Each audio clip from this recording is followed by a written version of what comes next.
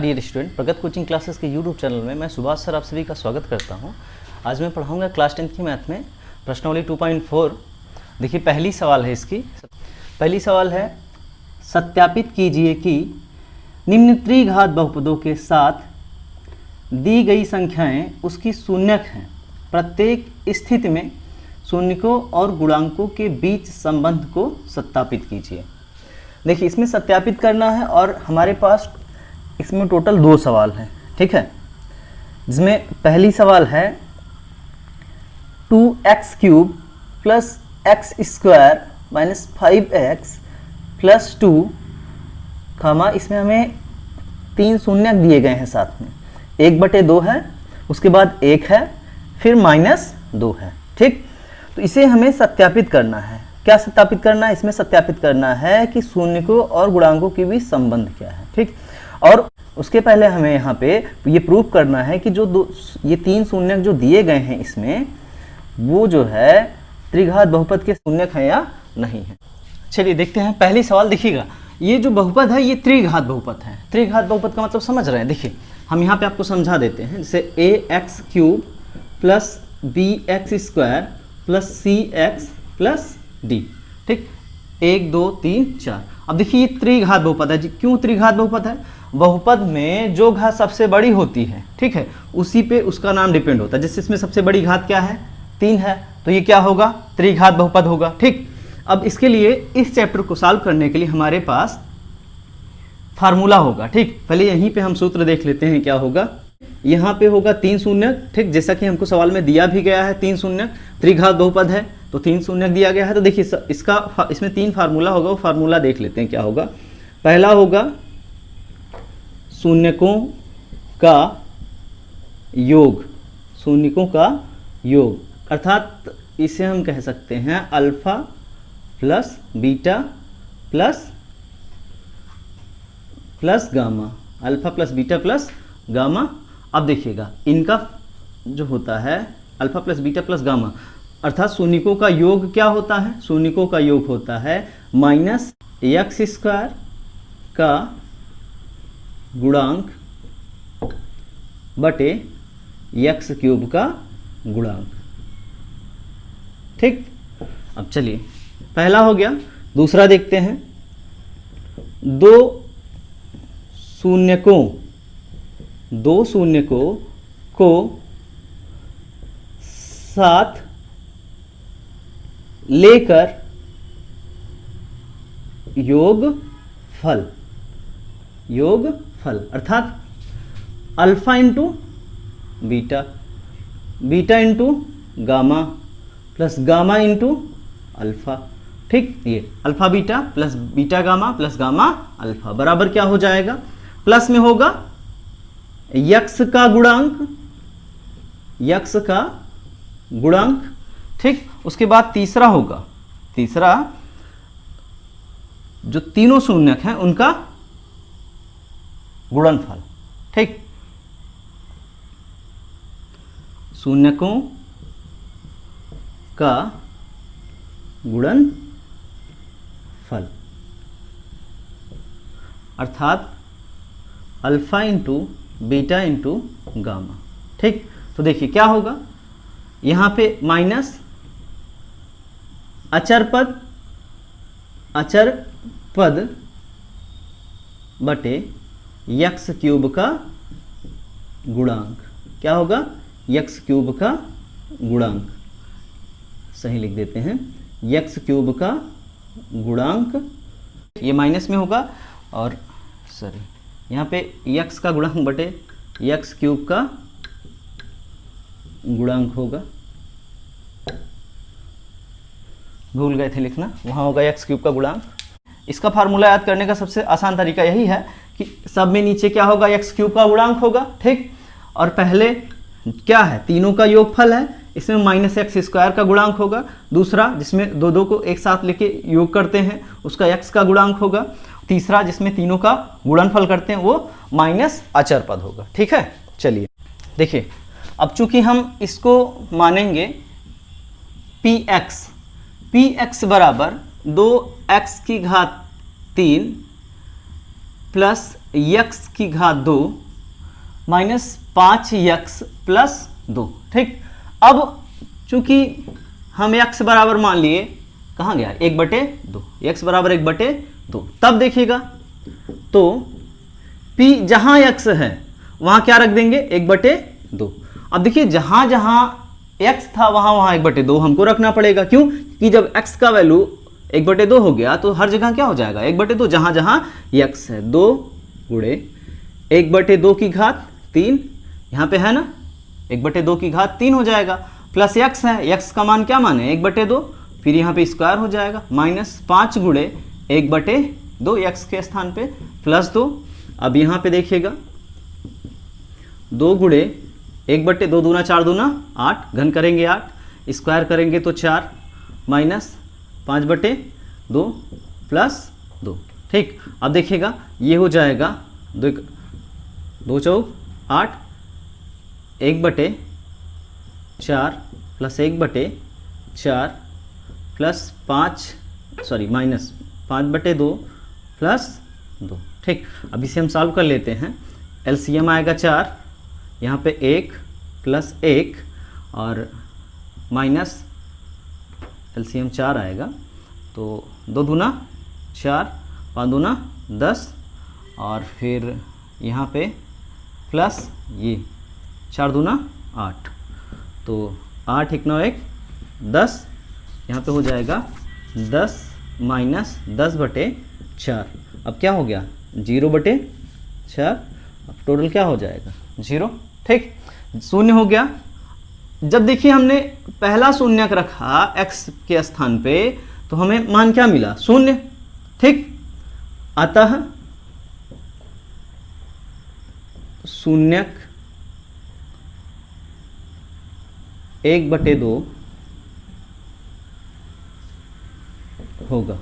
ठीक, चलिए इसके अब हम इसको देखते हैं, 1 रखेंगे। ठीक है, उसी के स्थान पे, इसी के आगे आपको लिखना है। ठीक, इसके ठीक नीचे जो हम बताने वाले हैं, अब लिखेंगे अब x बराबर क्या लेंगे 1, उसी के ठीक नीचे आपको इसे लिखना है। ठीक है, तो p x के स्थान पे क्या रखेंगे 1, 2 x के स्थान पे 1 प्लस x के स्थान पे 1 माइनस 5 गुणे x के स्थान पे 1 रखना है प्लस 2। अब देखिए इसको सॉल्व करते हैं। 2 गुणे 1 का घन करेंगे 1 आएगा, 1 का वर्ग करेंगे तब भी 1 आएगा, 5 से 1 का गुणा करेंगे तो 5 आएगा, माइनस में 5 होगा, प्लस 2, 2 1 2 प्लस 1 माइनस 5 प्लस 2, 2 2 4 1 5, तीनों जुड़ जाएंगे, ये प्लस में है, ये प्लस में है, ये भी प्लस में है, 5 हो जाएगा, माइनस 5 प्लस 5 माइनस 5 क्या हो जाएगा 0। अतः एक px का शून्यक होगा। ठीक, यही लिख सकते हैं। अब इसके ठीक नीचे देखते हैं, पुनः x बराबर हम क्या मानेंगे -2, x बराबर -2। ठीक है, तीसरा शून्यक क्या है -2 है, तो x बराबर -2, p-2, जहां पे x है वहां पे अब क्या रखेंगे -2, तो जहां जहां x है वहां वहां क्या हो जाएगा -2 प्लस -2 की घात 2 माइनस 5 गुणे ब्रैकेट में -2, चूंकि माइनस और गुणा साथ में नहीं रखा जाता, ब्रैकेट लगा दिया जाता है, प्लस 2, तो 2 गुणे, अब ये माइनस है। ठीक, ये माइनस है तो ये जब घन होगा फिर माइनस आएगा, तो माइनस हम यहाँ लगा देंगे, या फिर एक काम करिए अभी ब्रैकेट में कर दीजिए, 2 दूना 4 दूना 8 -8 प्लस 2 दूना 4, ये प्लस हो जाएगा, माइनस क्योंकि वर्क करने पे जो अंदर माइनस होता है वो प्लस में बदल जाता है, और फिर ये माइनस माइनस प्लस, 5 दूना 10 प्लस 2, 8 दूना 16 -16। ठीक है, प्लस 10 4 14 2 16 प्लस 16 माइनस 16 क्या हो गया 0। ठीक, तो हम लिख सकते हैं अतः एक px का शून्यक है, px का शून्यक है। ठीक, चलिए अब आगे देखते हैं। इसके ठीक नीचे आपको लिखना है, सवाल बड़ी है। ठीक, क्योंकि इसमें शून्यकों का हमें यह भी ज्ञात करना था कि ये शून्यक इसका है या नहीं। ठीक, तो शून्यक तो तीनों है, क्योंकि सबका मान क्या आया है, शून्य। इन सभी तीनों को रखने पे, इसमें रखने पे, x के स्थान पे रखने पे इसका मान शून्य आया है सबका, तो ये तीनों शून्यक इस बहुपद का शून्यक है। ठीक, अब हमें प्रूव करना है, जो हमने बताया था कि गुणांकों के बीच संबंध भी स्थापित कीजिए। ठीक है, तो गुणांकों के बीच संबंध स्थापित करना है। ठीक, तो हम सबसे पहले जो फार्मूला हमने बताया था वो फार्मूला आपको याद होना चाहिए।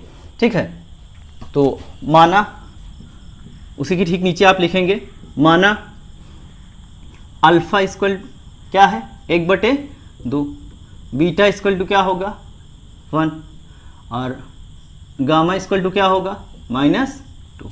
सबसे पहले लिखेंगे alpha plus beta plus gamma.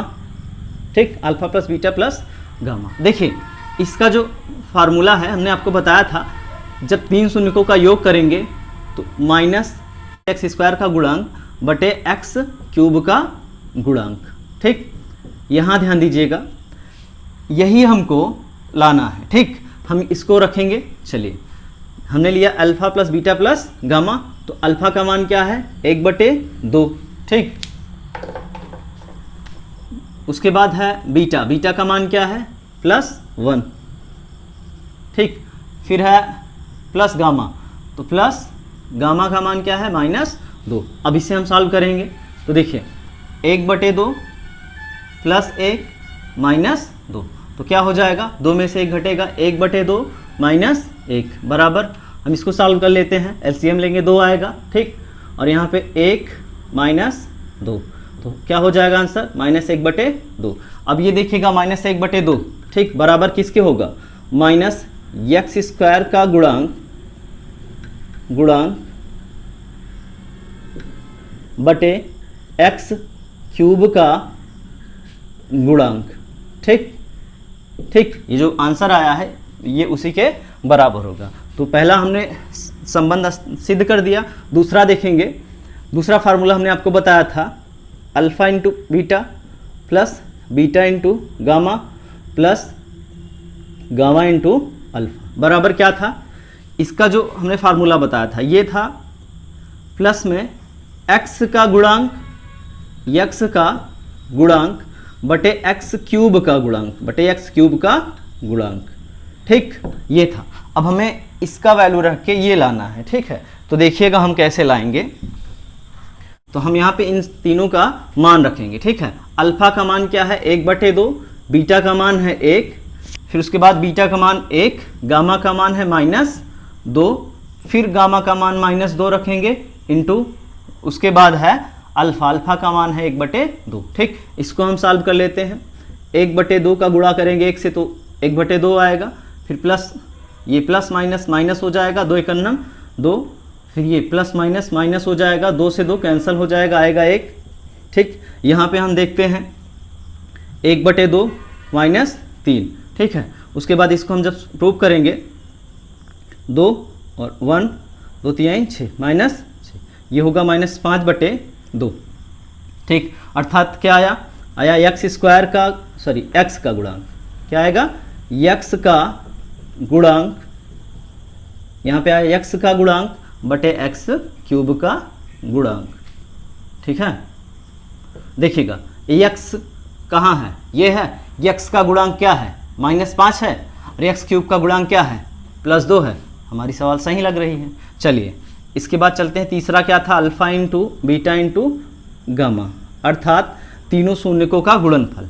Alpha का मान 1/2, बीटा का मान 1 और गामा का मान -2। इसको सॉल्व करते हैं तो 2 से 2 कैंसिल हो जाएगा। ठीक है, 2 से 2 कट जाएगा, फिर प्लस है सब में, 1 में माइनस, तो पूरा क्या हो जाएगा -1 का 1 से करेंगे तो आएगा 1, अर्थात ये क्या है अचर पद। क्या है, अचर पद बटे x³ का गुणांक, x³ का गुणांक। ठीक है, ये क्या है x³ का गुणांक। ठीक, यहाँ समझ में आया। अब देखिए यह अचर पद क्या है, अचर पद यहाँ सवाल में देखते हैं, यहाँ पे माइनस में होता है, माइनस अचर पद, फार्मूला होता है माइनस अचर पद बटे x³ का गुणांक। अब यहाँ देखिएगा क्या है, अगर चेक करते हैं तो अचर पद है 2 और x³ का गुणांक क्या है यहाँ पे है 2, ठीक। तो ये जो है 2 से 2 कट जाएगा, क्या आएगा, 1 आएगा। देखिए जैसा यहाँ +1 आया ना, तो हमने थोड़ा सा गलती किया है, ये जो माइनस अचर पद है तो यहाँ हमने माइनस नहीं लगाया था, ठीक है। फार्मूले पे यहाँ पे माइनस है तो माइनस लगाया, उसके बाद अचर पद क्या है, +2 है, +2 रखेंगे, फिर x³ का गुणांक क्या है, +2 है, +2 रखेंगे। ये जो माइनस आया है कहाँ से आया है, फार्मूले का है, वो माइनस यहाँ पे है तो माइनस यहाँ भी आ जाएगा। आपको यहीं तक लिखना है, ये नहीं लिखना है, ठीक है। ओके, हमारी सवाल कंप्लीट होती है, चलिए।